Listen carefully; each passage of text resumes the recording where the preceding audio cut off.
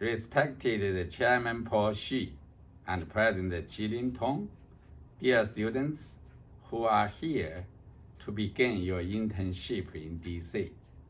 Ladies and gentlemen, I want to welcome you to your internship program where you will learn more about the mechanism of public service, work with the U.S. government through the active participation and meticulous observation. This will be the incredible journey for people of your age and your life experience, and it is my wish that you will find from this internship what you hope to find and more. As an old man who has experienced working in China's central government, along with publicly listed companies and Chinese and American NGOs for almost 40 years, I have just a few ideas to share with you that I hope will serve as a fertilizer for your growth.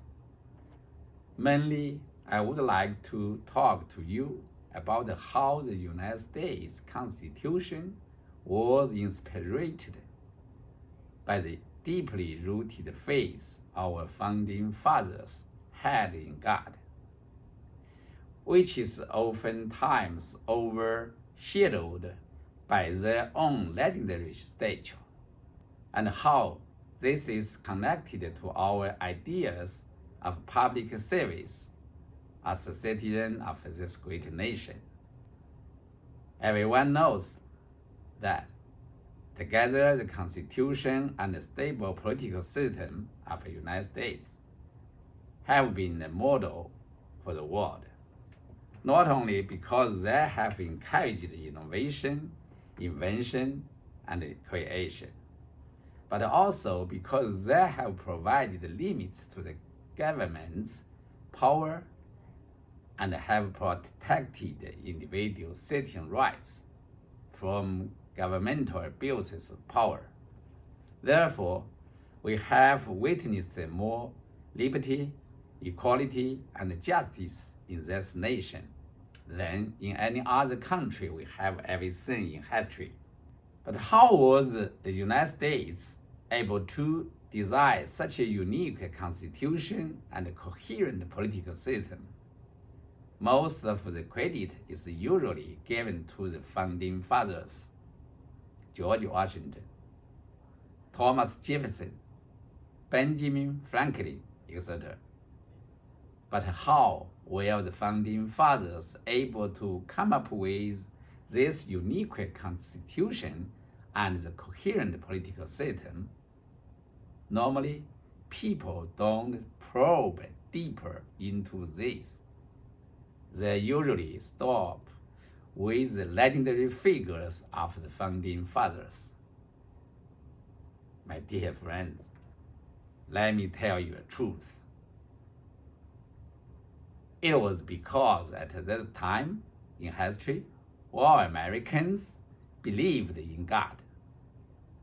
A central part of this belief includes the truth that while God created the cosmos and everything in it, including various natural laws, such as the gravity law, as well as other laws such as the thermodynamics and entropy, God also created people and empowered each one of us to be free, allowing us to make use of natural laws He created for scientific and technological advancement in order to pursue happiness. Yet, people can also use the same natural laws to hurt others and the world we have been given. Out of love for the very people He created, God gave us the ability to understand a few fundamental principles that serve as building blocks of our home and society. First, God empowered everyone with liberty. Second, Liberty does not exist in a vacuum. The other side of liberty coin is our obligations. And third, everyone has been granted by God equal liberty because everyone was created equal by God. Therefore, liberty, obligation, and equality are three of the founding principles that endure and will help build modern governmental mechanisms and good relationships among people. If you truly understand the God-given liberty, obligations, and equality we have as humans, you will also understand that public servants should represent God's other righteous principles, namely fairness and justice. United by their faith in God, countless Americans have persistently tried to hold on to these fundamental principles while building this great country during the trying times.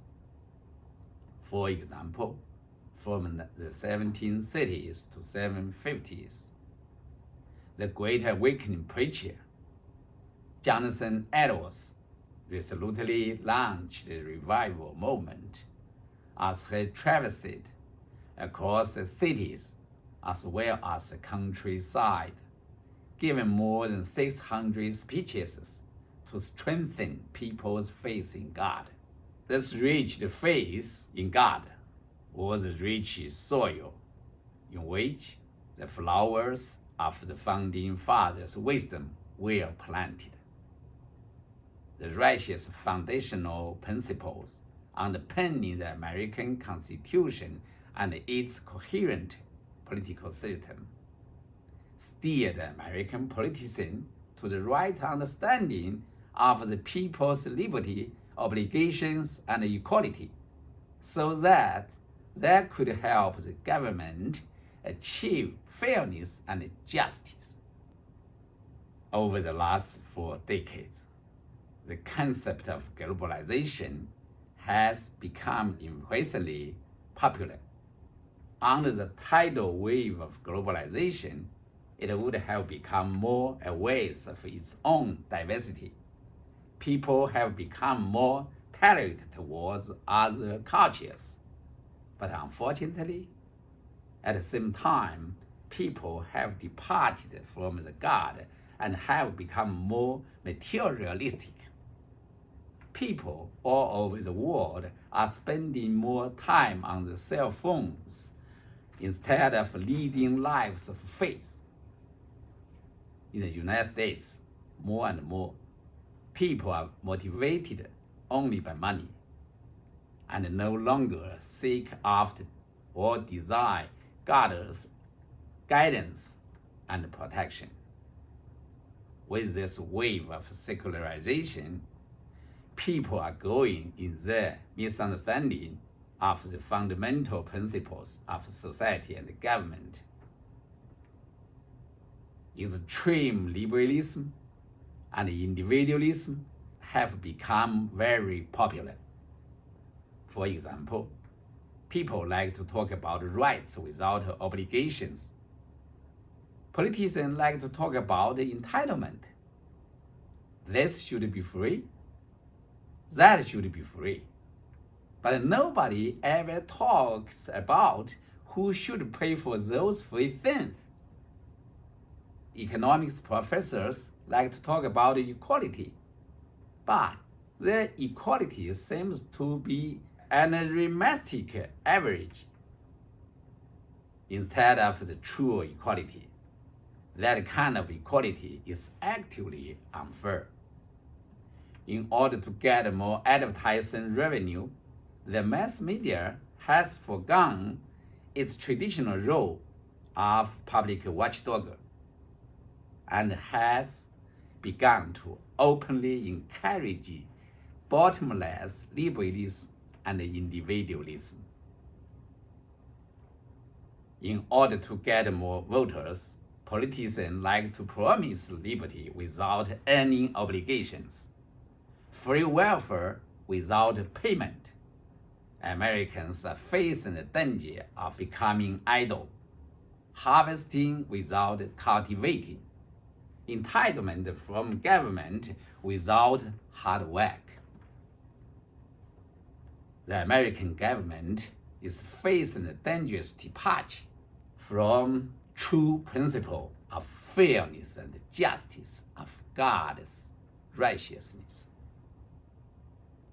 As time and history have progressed, we have taken our eyes off of God, and we have become more focused on ourselves, which has produced in us a new level of self-centeredness. This focus on self has made us more interested in hearing our self-talk than in listening to one another. Thus, the act of talking has lost its original function for people to communicate and connect, and is now just a series of making declarations. I worry whether the U.S.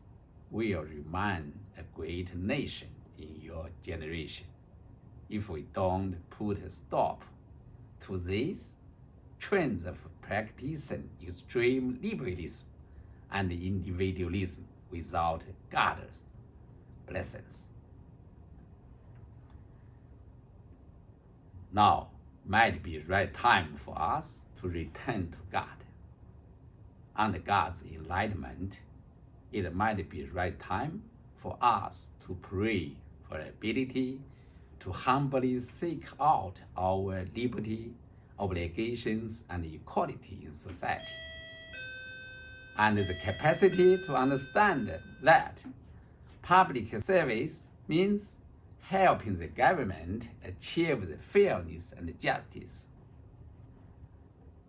These really are the core spirits of public service in the United States.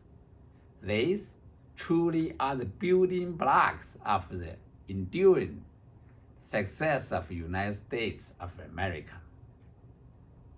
God bless you, and God bless America. Thank you very much indeed for your patient listening.